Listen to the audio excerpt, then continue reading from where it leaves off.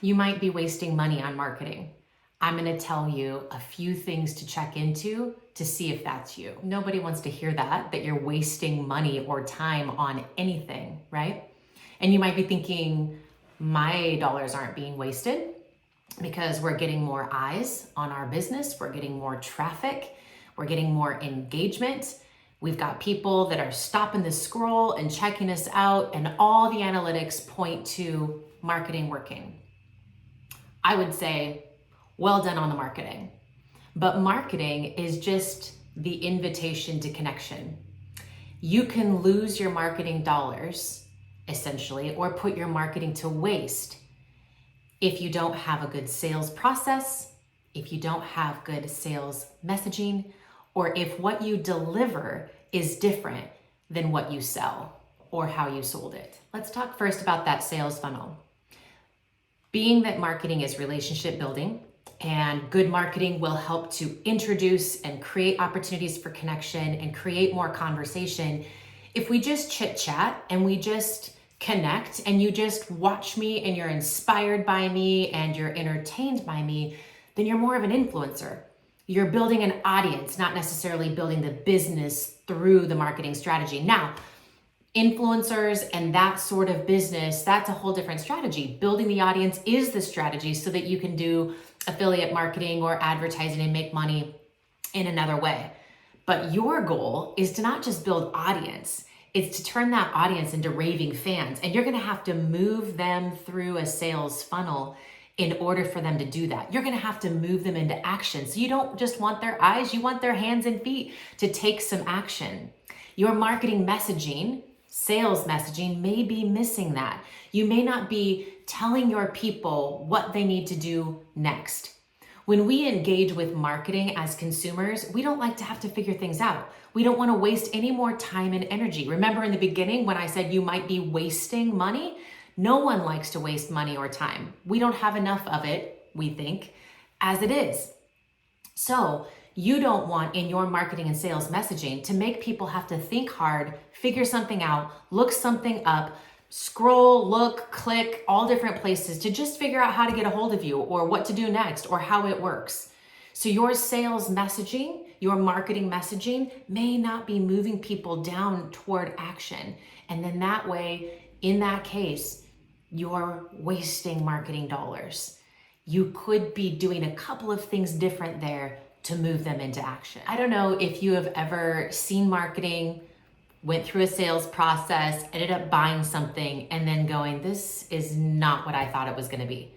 This just happened this week. I saw an app that was being marketed a couple of different ways. They were retargeting me on Instagram, and I saw it somewhere else. I can't even remember. I just remember going, oh, that was that app that I had seen. The way that the marketing message set it up, it was gonna be this particular app that was going to help me do something better. Okay, so I go to the Apple App Store, open it up. Even the marketing in the App Store made me go, I think this would be really great. They allowed you to download it, but everything was locked. What I'm even looking at on the front interface of the app looks like something I wanted. So I paid for it. When I got to have access to the content that was all locked, it was not what I wanted. It was not delivering what their marketing messaging and the ad said that they were delivering. The ad was a video where this girl said, you can stop doing this, this, and this. It's gonna save you this, this, and this. It's gonna bring this, this, and this benefit. The marketing was good because it made me go to the App Store, right? It created the connection. When I looked at how it was presented in the App Store, I thought, this is what I want. But what they actually delivered was not what I wanted. So there was a disconnect there of the marketing and then what they actually delivered. This happened with a client. The marketing spoke to a particular problem, but what was delivered was answering another problem.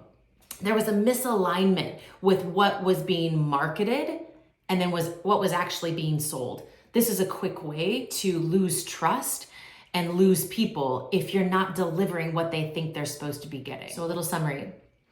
The marketing moves people into a connection and invites me to make little micro commitments of time. Maybe I spend 15 minutes watching a little webinar, or maybe a little give and take. I give you my email and you give me something else. I'm giving little commitments to build trust with you. And we're moving into this sales funnel where eventually you'll say at some point, hey, if you're still looking for these sorts of things, here's how it works here. Here's what you do next. That would be the call to action that is moving me down all the way through this funnel until I'm ready to buy. Sometimes those little micro commitments are small purchases. They're the easy first step into your business. But you want to be intentional about those call to actions, dropping them down and not leaving them hanging up here. Okay, second part of this summary is you want to make sure that what you actually deliver, what you are actually selling, what you're actually offering is directly aligned to what you say you're offering, whether it's on social or it's an ad or it's your website. So you have to think back to the problem you solve with what you're offering. Why did you make this thing in the first place? What does it help people do? How does it make their life better? What are they benefiting? How are they benefiting? What's in it for them? You've heard that, right? You have to go back to that and you have to think of that person and why would they want to put dollars down for this thing? And then you go to the marketing messaging and you start talking to that person back to why you created the product or the offer or the service or the teaching or the e-course. You go back to that and you connect the two because this person is searching for something to get all those benefits, but you've got to help make the connection in the messaging. Okay, last thing. It's where they have moved down the funnel, and they're at the discovery call. They're at the time where they're close to buying the big thing, where they're committing. Maybe they're going to commit long-term or to some big investment, okay? And you're on the phone or you've got somebody on your sales team that's on the phone or in a Zoom call or face-to-face and you're having some conversation. Now, I used to hate the word sales because I felt like it was convincing or persuading. Sales is nothing like that. If you haven't read the book Go Giver, and because you struggle with sales, read the book Go Giver because I think it'll change your perception of what sales actually is. That's a side note. So when you're in a sales conversation, you're listening and you're listening about the hesitations they have. You're listening to what they're really wanting. You're listening to the obstacles that they've ran into. You're listening to the dreams and the things that get them excited. You're listening to and asking questions that help them to clarify what they think that they need. You're being a very intentional listener. And sometimes you have to be a very intentional asker. I recently have experienced terrible sales, which is a bummer because I've been interviewing some big companies for a client, trying to find them a solution, okay, a software solution, but it would be an ongoing monthly large payment in order to utilize this software. There's 3 different companies that I've been in sales calls with, okay? I don't have a lot of time. I don't know about you, but I don't have a lot of time. I do not take, if somebody calls on my phone during my workday, I don't take random phone calls because my time is blocked. I only have so much time to get so much done. So I don't take random sales calls during the day. If I see that it's a client or, they text me and it's, 911, of course I'd answer the phone. Sales calls, no. So this one particular company, which has great marketing, by the way, has great brand presence. It's up there in comparison to some of these other companies and their competitors. But the sales process, now this isn't necessarily true across the entire company, but it's true for this one person. The sales process has been terrible. First of all, I had a meeting scheduled with one of their salespeople. In the middle of the phone call, he says, you know what? You're East Coast, you're not actually my person. So I'm not actually gonna be the one that would help you with these solutions. I'm gonna need to connect you with somebody who's in your region.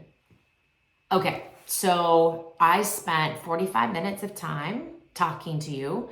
And because I'm not in your region, you're not gonna get commission from me. You're gonna pass me to somebody else. That feels gross. Then I set up another meeting, which again, I don't love sales meetings. I don't love extra meetings. I set up another meeting with another account person. I caught them up to speed and said, here are the bullet points that we are looking for. I made it as easy as possible for them. These are the problems we're looking to solve. I know you've got a million other things, but this right here, if you can solve this problem at the right price point, then you'll have the dollars. Okay, so I made it as simple as possible for this salesperson. I get on another Google Meet. They didn't show up. I emailed and said, hey, thought we were going to be meeting at this time. Went back and checked the email thread. Maybe something got crossed or something, but would love to find out about your solutions. Their response was, oh yeah, it didn't spin up correctly. Why was I responding to them first, right? They didn't send a, hey, something's not working, I'm so sorry, could we jump on a Zoom or have some other kind of solution? No. Okay. Then they tried to call me like 3 times over the course of the next week and left me voicemails, sent me an email saying, hey, I left you a voicemail. I wanted to ask you a few questions before we meet again, which I actually had to initiate. I said with full candor, like, hey, somebody's going to get our money. This is the solutions that I'm needing. And it's not seeming like you're wanting the money because I'm chasing you down and you're not following through, right? Needless to say, the sales process has not been good for this fairly large company. And honestly, the dollars would probably be better spent where I'm confident that the customer service and the client-centered focus would be more prominent in another company. So that sales process might lose them tens of thousands of dollars, especially if my client continues to use their services for years and years and years after. We're talking about big amounts of money that is lost because their sales process is not solid. Even when I listened or they listened to me on the phone call, they still kept trying to circle around to other things that I might need. And I said, even with me clarifying that I didn't need it, they weren't really listening. So not only we've talked about 3 things here, right? We've talked about the sales funnel not moving me. We've talked about the sales messaging being disconnected from what I'm experiencing. And then we're talking about a sales process that is either confusing or frustrating. Those things are outside of marketing. Now, the messaging and the funnels can be worked with your marketing team, but they have to understand sales as well. And then your team, the sales team, has to work with the marketing team in support of the overall objective. So if you're spending marketing money right now, I hope that you are doing a quick checklist in your mind. Have I thought about the marketing message moving people down a funnel so I'm not leaving them hanging here? What am I doing to get them to make micro commitments to where it leads them to more trust and I can make the connection of a larger purchasing commitment? I hope you're thinking through, is our sales messaging matching what we're delivering? So the marketing messaging, is it actually explaining the problem that my service solves? Is there great alignment? And then I hope you're thinking about your sales process. I hope you're thinking about when they do fill out your form, when they do click the button, when they do schedule a call, when they do submit interest, whatever it is that they have to do to take the bigger step. I hope you're thinking about, how do I handle this sales call? What do I do from the very beginning, their first interaction with me, that make them feel like they're heard and that they're seen and that my solution is a great fit for them? So I hope you're going through those 3 checkpoints so that you can determine, are my marketing dollars being wasted right now? And am I making good connections that lead to conversion? Here I am, y'all, practicing what I am preaching. If you are a small service-based business, man, I get you. And you might be doing some DIY marketing. Maybe you've hired some other coaches. Maybe you're kind of outsourcing. Somebody's running your social. Somebody's been doing some ads for you. You've got random subcontractors doing random things. And after listening to this, you're wondering, ooh, am I wasting marketing dollars? I would love to have a free phone call with you to talk through what you're doing, why you're doing it, what objective you're trying to meet, and maybe see if we can identify any areas that you need to tweak. Happy to do that. I want you to go to jamiebeeson.com/contact and fill out that form, and then let's schedule a time to chat. Okay. If you don't need that, you're not thinking that, but listening to these tips was helpful, 1, subscribe, because I'm going to be back, of course, with more content and different tips. Also, you can go to jamiebeeson.com www.growyourbizsness.com/contact. And you can go down a little further where you could put your email in. And every Friday I send an email out that has a Grow You section and a Grow Your Business section. So the Grow You section obviously is going to challenge you as a leader, because you as the leader are the limit to the growth of your business. And then the Grow Your Business section will talk about things like this. That'll give you checkpoints and questions that you can ask yourself to make sure that you are covering all the bases. I got your back in that.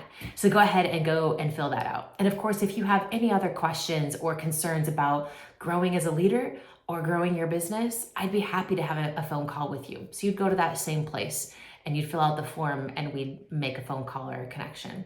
I'm looking forward to meeting more of you, you leaders, you entrepreneurs, you business owners, you people who are looking to make an impact in this world. Whether we ever work together in this fashion doesn't matter. The networking and the connection of people that are like-minded and like-hearted is invaluable to me. So I'd love to connect.